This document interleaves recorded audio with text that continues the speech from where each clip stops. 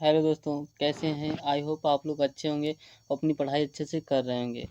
आप लोग हमने लेक्चर जो अपलोड किए हो आप लोग जाके देखिए। आई होप आप लोगों को अच्छे लगेंगे। अगर अच्छे लगते हैं तो मेरे चैनल को सब्सक्राइब करिए, वीडियोस को लाइक करिए और अपने दोस्तों के पास शेयर करिए। आज हम बात करेंगे ग्लैंड्स क्या होती हैं। जो इन ग्लैंड्स होती हैं वो कैसे बनी होती, कितने टाइप्स की होती हैं, ठीक है, सब कुछ बताएंगे आपको। आप वीडियो में ध्यान से पढ़िएगा जिससे आपको अच्छे से समझ आए। ठीक है, स्टार्ट करते हैं ग्लैंड्स। ग्लैंड्स की अगर बात करें तो ग्लैंड्स जो होती हैं जो इपिथेलियल टिश्यू होता है। इपिथेलियल टिश्यू क्या होता है? एक ग्रुप ऑफ सेल्स होती हैं जिनको हम टिश्यू बोलते हैं। तो इपिथेलियल टिश्यू एक प्रकार की टिश्यू होता है जिसको हम बोलते हैं इपिथेलियल टिश्यू। इपिथेलियल टिश्यू के जो फोल्डेड होते हैं, फोल्डेड जो होते हैं फोल्ड, उनको हम बोलते हैं ग्लैंड्स। इपिथेलियल टिश्यू के फोल्ड जो होते हैं उनको हम ग्लैंड्स बोलते हैं, जो कि बॉडी के इंटरनल भी होते हैं और एक्सटर्नल साइड पे भी पाए जाते हैं।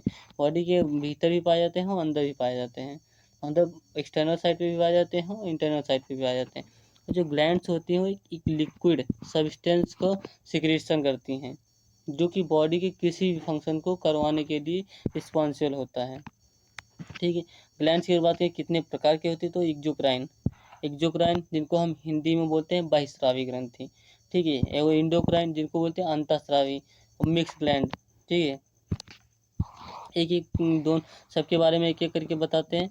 जो एक्सोक्राइन ग्लैंड्स होती हैं वो डक्ट बियरिंग ग्लैंड्स होती हैं, मतलब जिनमें डक्ट्स पाए जाते हैं उनको हम बोलते हैं एक्सोक्राइन ग्लैंड्स, बहिस्रावी ग्रंथियाँ। ठीक है, इस प्रकार की ग्रंथियाँ जो होती है लिक्विड सब्सटेंस का सिक्रेशन करती हैं, जो कि ये डक्ट होती हैं डायरेक्ट टारगेट सेल्स, जिस भी बॉडी के ऑर्गन्स या सेल्स को फंक्शन करवाना है।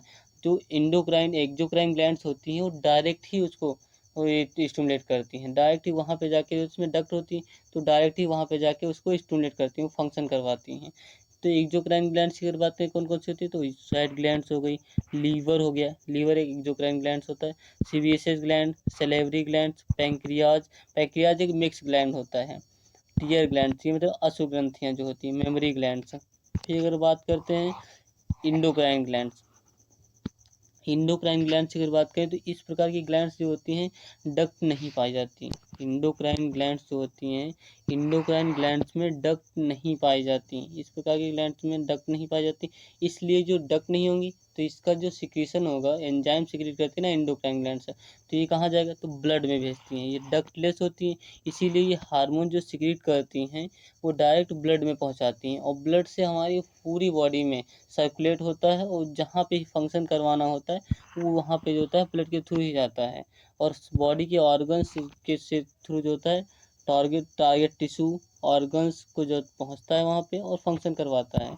ठीक है, अगर बात करते हैं इंडोक्राइन ग्लैंड्स कौन कौन सी हैं तो इंडोक्राइन ग्लैंड्स आप देख लीजिए। इसमें एक पिट्यूटरी ग्लैंड्स हो गई जो कि ब्रेन में पाई जाती है, pituitary glands, thyroid glands, parathyroid glands, thymus gland, pineal gland, adrenal glands, pancreas, gonads, ये सारी जो होती हैं इंडोक्राइन ग्लैंड्स हैं। जो इसमें जो होता है डक्ट नहीं पाई जाती, ये ब्लड में अपना सिक्रेशन छोड़ती हैं।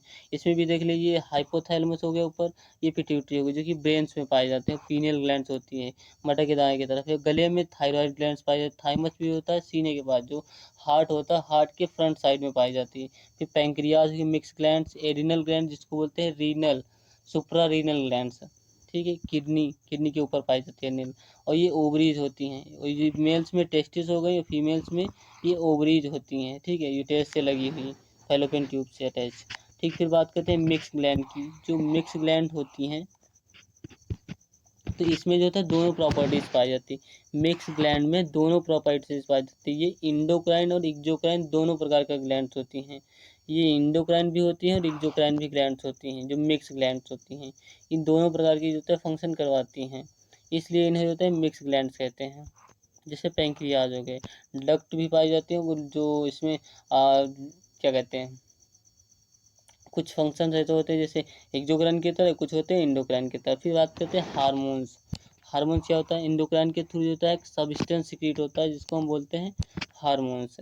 ठीक है, जो कि किसके थ्रू सिक्रीट होता है तो इंडोक्राइन ग्लैंड्स जो होती हैं डक्टलेस वाली, उनके थ्रू जो होता है सिक्रीट होता है, जो कि ब्लड के थ्रू जो होता है होल बॉडी की टिश्यू और ऑर्गन्स तक फैल जाता है।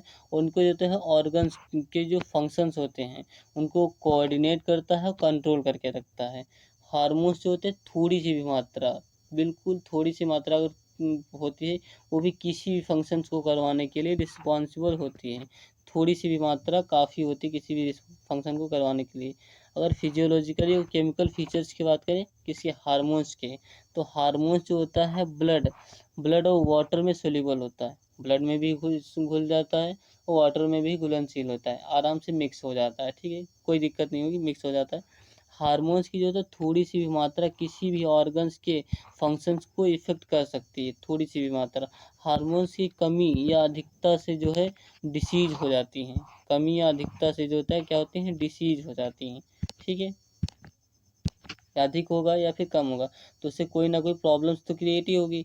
जब नॉर्मल रेंज में होंगे तभी हमारी बॉडी में जो होता है फंक्शन सही से हो पाते हैं। हार्मोन जो है बॉडी में स्टोर नहीं होता, उसका फंक्शन होता है वो इनएक्टिव हो जाता है, और या फिर यूरिन के थ्रू जो होता है एक्स्ट्रा हो तो यूरिन के थ्रू बाहर निकल जाएगा, ठीक है। ये लेक्चर यहीं तक होगा। आई होप आप लोगों को अच्छा लगा हो। अगर अच्छा लगा तो प्लीज़ मेरे चैनल को सब्सक्राइब करिए, दोस्तों में शेयर करिए। अगर इसका PDF चाहिए तो मेरे टेलीग्राम चैनल को ज्वाइन करिए, वहाँ से आपको PDF मिलेगा। इसके बाद नेक्स्ट लेक्चर जो होता है इंडोक्राइन ग्लैंड, सबसे पहली ग्लैंड जो होती है पिट्यूटरी ग्लैंड, उसके बारे में बताऊंगा आपको, पिट्यूटरी ग्लैंड के बारे में। इसके बाद जो लेक्चर आएगा उसको आप देखिएगा, पिट्यूटरी ग्लैंड की डिटेल में मैं बताऊंगा आपको, ठीक है। Thank you.